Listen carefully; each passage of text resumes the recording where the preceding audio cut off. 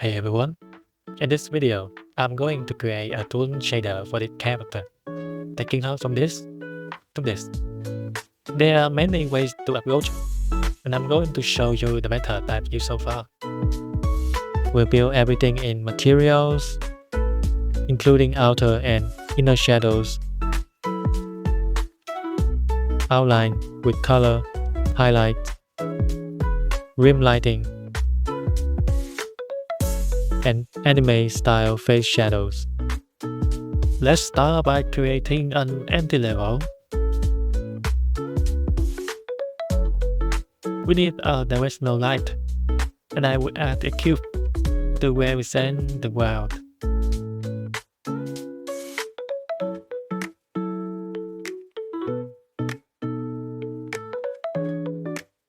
Before moving on, I want to disable auto exposure.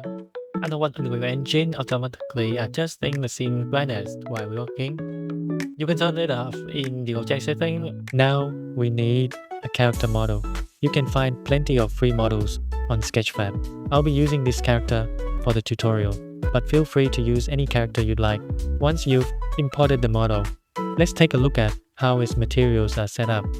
Here we have the face material. This one also covers most of the body. Then we have separate materials for the hair, gloves, and inner clothing. Let's drag the character into the scene.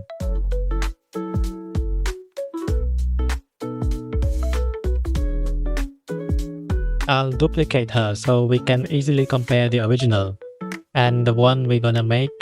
Next, we need to adjust the lighting channels. Right now, our directional light is using channel 0. We can move the character to a different channel, so it won't receive the default lighting from that source. This gives us full control over the lighting. Okay, before we continue, let's take a moment to organize our folders a bit. Keeping everything tidy now will make the project much easier to work. Now it's time for the main part of this tutorial, creating the tool material itself. To start, we need to calculate how much each part of the surface is facing the light. The most common method is to compare the surface direction, also known as the normal, and the line direction. By calculating the dot product between the normal and line direction, you will get a value between -1 and 1. Since we are using a dot product, the result will be in a range from -1 to 1. To make it usable for shading, we need to remap it to 0 to 1. We can do that by adding 1 and then multiplying by 0.5. After that, we'll plug it into a smooth step node. To make this easier to control, we can add a parameter node. Just hold one left click, then right click, and convert it into a parameter. Or simply hold S and left click as a shortcut.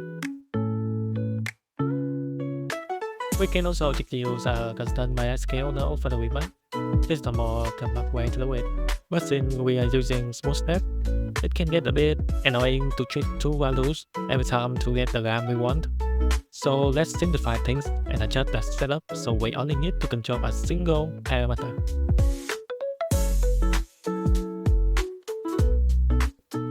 So now we only need one parameter to control the smoothness and another one to decide where the transition happens between the left and right areas.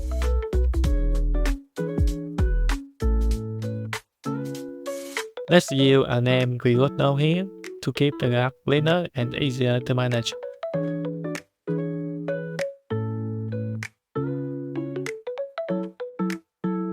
I will also use one here, since we are going to reuse this part quite a lot.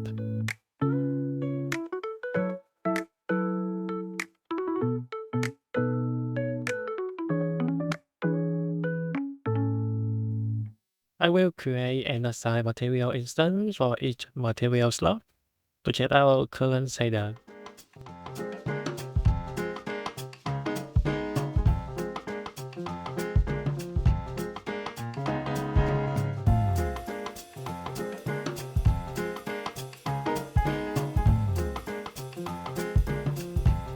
Okay, it looks good so far, but feel like we are missing something. Sadly, in our current setup only gives us a single shadow pane. In many cases, we want a second shadow layer to add more depth and definition. We're also missing the texture details from the original material, so let's get back to our shader and include it. So first, I'll duplicate our previous setup with a different layer parameters. Now, time to bring back our texture details. We pass the pale color texture to a power node to control its contrast, then multiply it by a whiteness parameter to adjust the overall intensity. Finally, we store the result in the name we would know called base texture. Since we be using this one throughout the shader, let's blend everything together and add some color to our shadow. In here, we can see that we multiply the base texture with shadow color and shadow outer color. Then using two left node and our shadow mask, this gives us a separate color for both shadow layer, while keeping on the original texture details.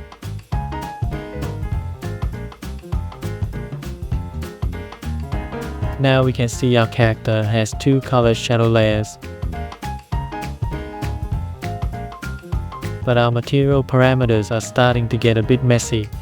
Let's clean things up by organizing them into groups and setting their sort priorities in the material.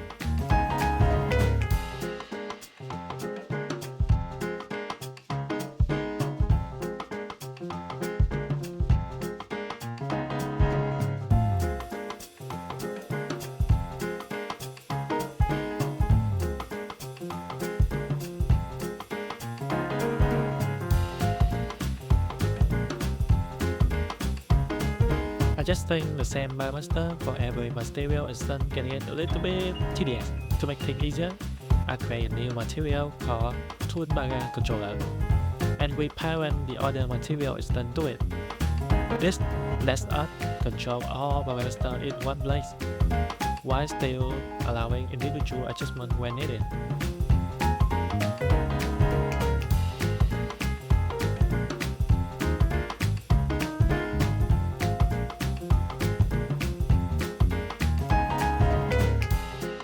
Our character is still missing texture, so let us hide them.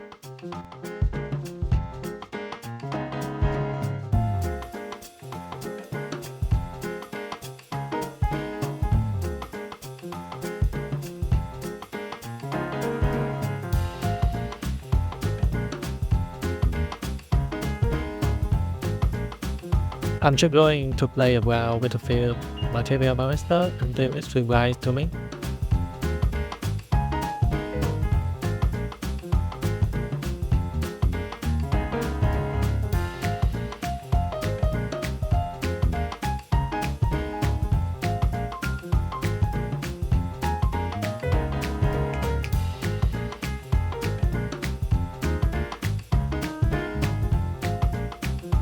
We have created the shadow. Now let's add outline. There are a bunch of ways to make outline, but one of the most popular is the vertical technique. Let's use a sphere to see how it works. First, we duplicate the sphere, make it a little bit bigger, color black, and stack it right on top of the original. Seeing it larger is, completely hides the original. Normally, the sphere normal bond outward, and by default, the engine only renders the front facet of the mesh. But what we actually need is the opposite. We want to render only the back facet of the enlarged mesh, so it will expose the original mesh, and we will create a nice clean outline around the edge. Let's create a new material for our outline.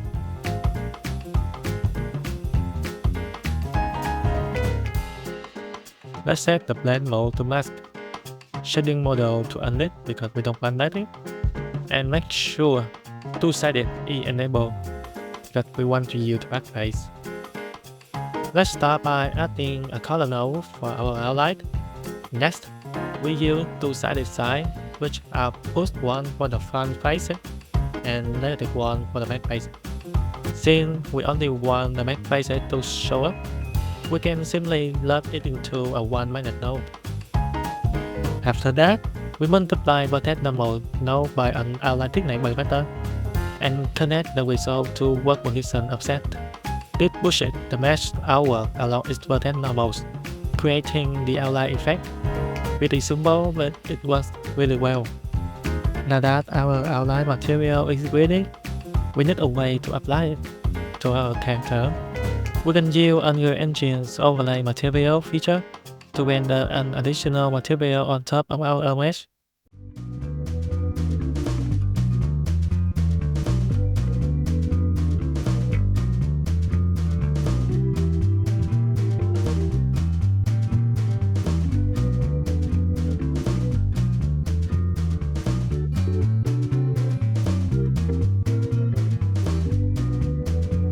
The outline is working really well. But as you can see, there's one issue. It's also appearing around the eyes and mouth, which makes the character look a bit messy. To fix it, we need to mask out the area so the material doesn't show an outline there. A simple way to do that is by using vertex color as a mask.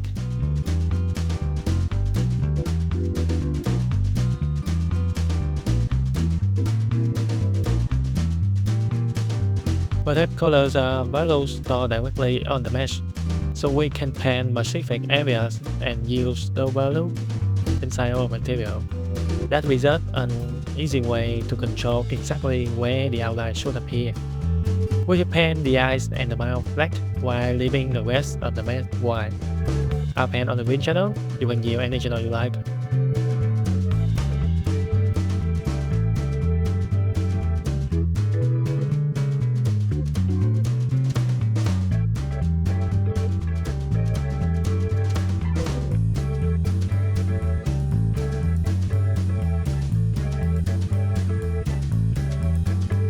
Another way to control the outline is by using a texture mask.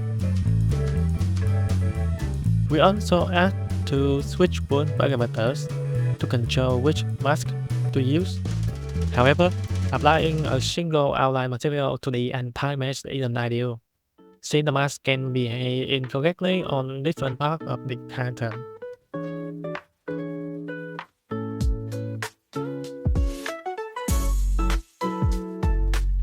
To make it easier to manage, I'll create a blueprint to hold the character.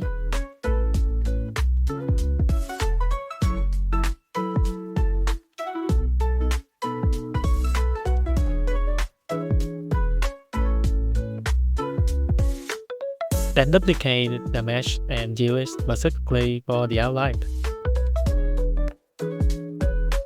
I'll create additional material instances for the outline and assign them to the appropriate material slots on the duplicated mesh.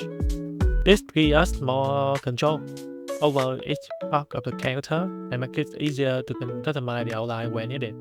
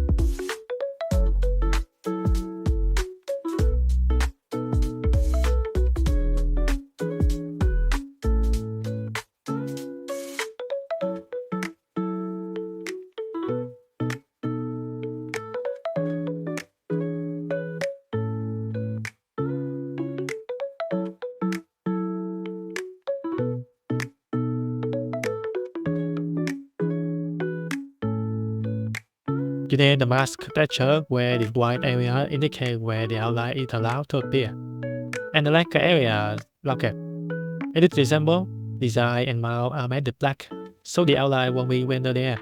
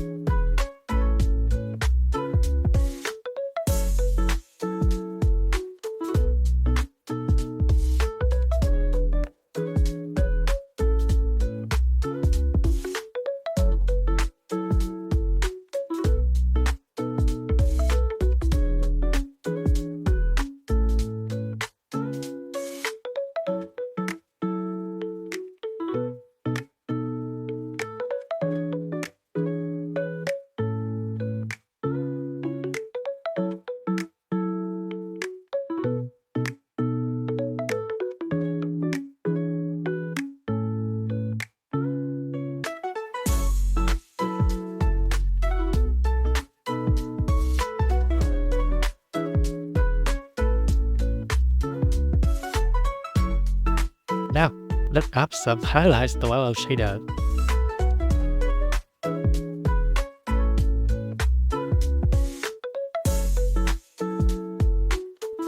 Before we do that, I'm going to clean up the material well a bit to keep everything organized and easier to work with.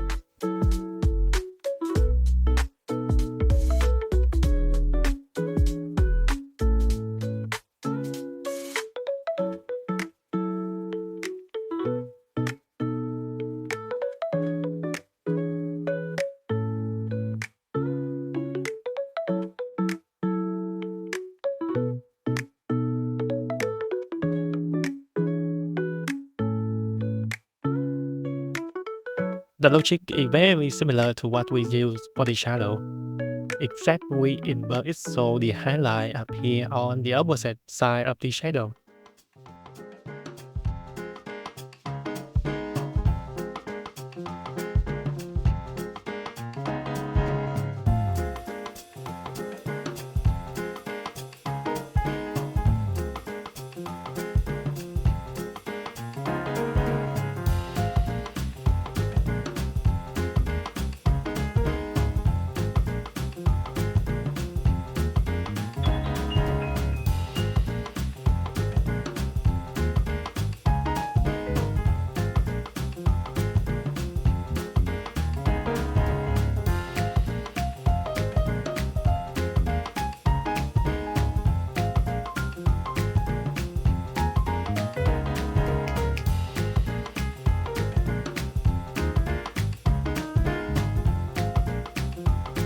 Next up, we're jumping into Rimlight.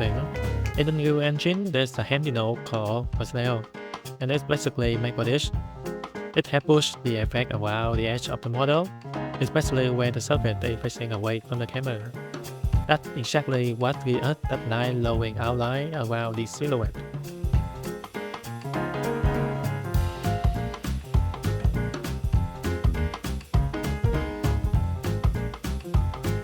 Now, let's plug it into our main rendering range in the material.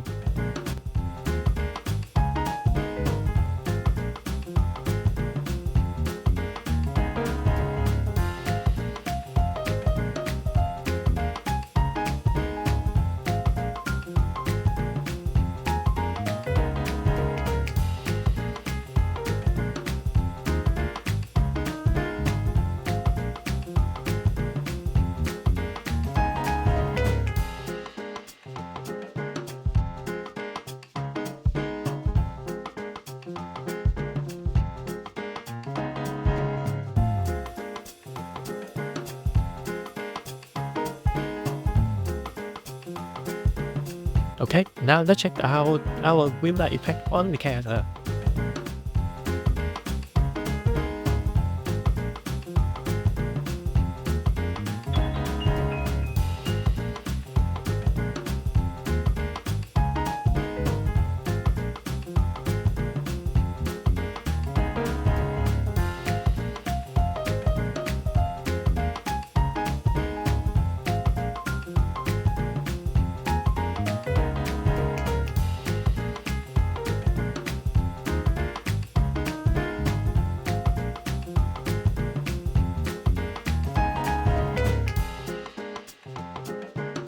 So far, our Toon shader works pretty well, but there's still one major problem: the face. Using a simple normal line calculation for the face shadow doesn't always be good results. As the slide moves around the character, the shadow can touch a lot of face in awkward ways, making the character look unnatural. Instead of relying entirely on lighting, we can use a face shadow mask. This is a texture that tells the shadow exactly where the shadow should appear based on the line variation. Let's build up now. I'm going to create a new material for the face.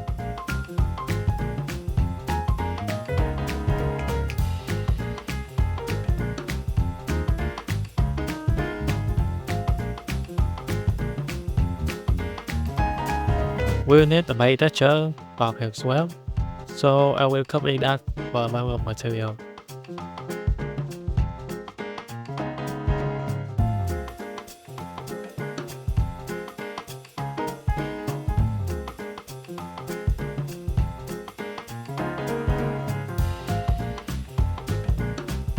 The reason we only keep the red and green channels is because anime face shadow only care whether the light comes from the left or right side of the face. Next, we need the character forward and right direction. We will use this value to compare the line direction against the face orientation. Here we can see that this character y-axis is the forward direction, while the x-axis point to the right, which is exactly what we need to sample the face shadow mask correctly.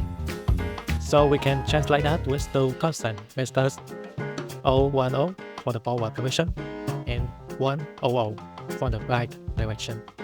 Since these are in local space, we pass them to our transform vector node to convert them into workspace. Just like we did for the line direction, we only need red and green channels. Make sure to normalize them as well. And then we use these two values to decide which side of the face shadow mask to sample.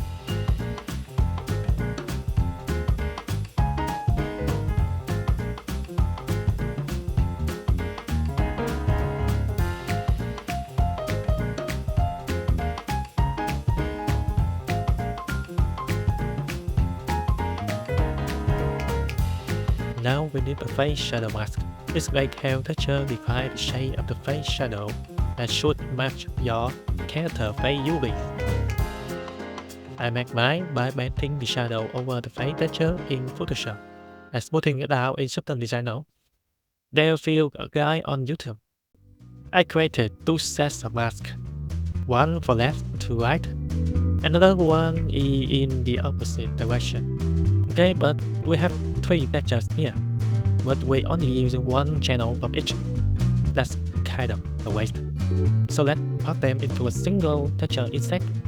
I'll pack them in Photoshop by placing each mask into a different color channel.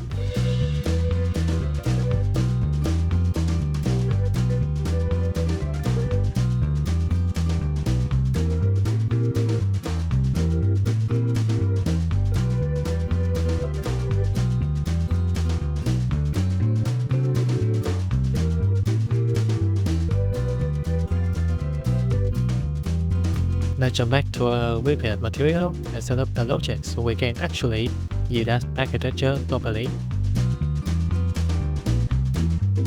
I'm gonna add a parameter that lets us pick which channel we want to read from.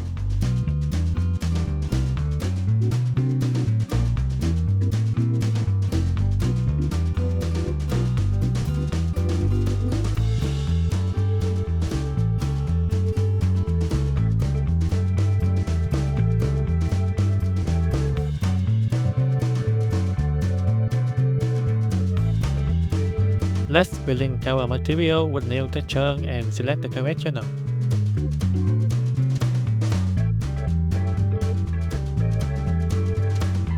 Okay, we got two shadow masks, one for each direction. First, we lap between them using the line direction to get the direction of red. Then we pass the result into a text node.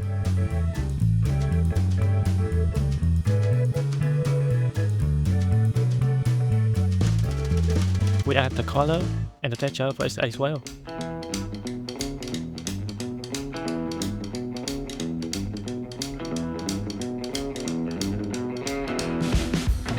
To finish it, using the front-facing light value and the threshold to lock in the final shadow state.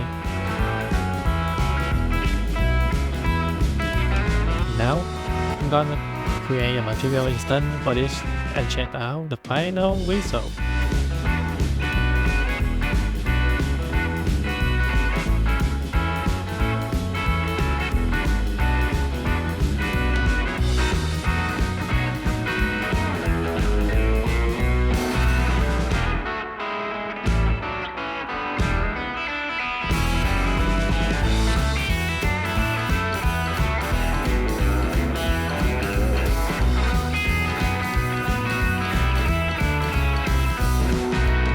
So we managed to build our basic tool material so far. But yeah, we can check the beginning. There's still some room for improvement, like anisotropic highlights like the hair, better looking outline, and like improving the character eyes. And I think that's it for today's tutorial. Thanks for watching. Truly appreciate it. Hopefully you learned something new for your journey, and maybe it gives you a good starting point to make your own tool shaders. See you in the next video.